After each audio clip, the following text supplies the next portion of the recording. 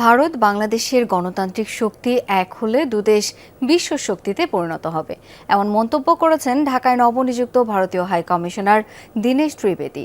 সকালে বেনাপোল স্থলবন্দর দিয়ে বাংলাদেশে পৌঁছে গণমাধ্যম কর্মীদের কাছে এই মন্তব্য করেন তিনি। জানান, সীমান্ত উত্তেজনা প্রশমন, ভ্রমণ ও বাণিজ্য নিষেধাজ্ঞা দিয়ে ঢাকা দিল্লির ভালোর জন্য কাজ করবেন তিনি।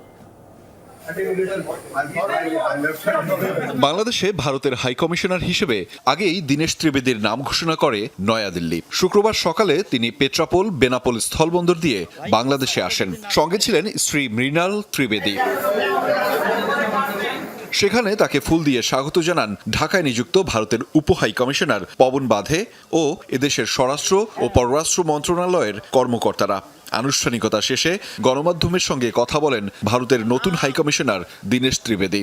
বলেন, বাংলাদেশ ভারত দুই গণতান্ত্রিক শক্তি এক হলে ভিন্ন কিছু হবে। ডেমোক্রেসিতে অনেকবার ইস্যুস থাকে। আপনার একটা বাংলাদেশের স্ট্রং ডেমোক্রেসি, আমাদেরও স্ট্রং ডেমোক্রেসি। দুই ডেমোক্রেসি মিলে গেলে একটা ওয়ার্ল্ড পাওয়ার হয়ে যাবে, একটা পুরো ইকোনমিক ওয়ার্ল্ড পাওয়ার হয়ে যাবে।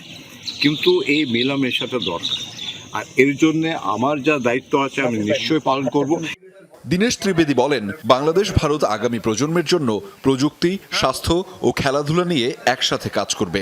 এ সময় তিনি সাম্প্রতিক পুশিন ও ভিসা ইস্যুতেও তার দেশের অবস্থান ব্যাখ্যা করেন।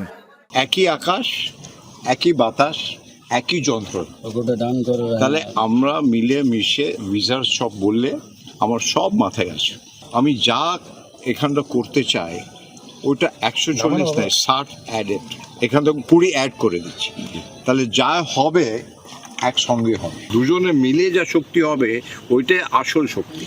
আর ওই শক্তিটা পুরো পৃথিবী যেন দেখে। দুই দেশের 55 বছরের কূটনৈতিক সম্পর্কের ইতিহাসে 71 সালের পর দ্বিতীয়বারের মতো কোনো রাজনীতিবিদকে হাই কমিশনার হিসেবে পাঠালো ভারত। আহমেদ রেজা, যমুনা নিউজ, ঢাকা।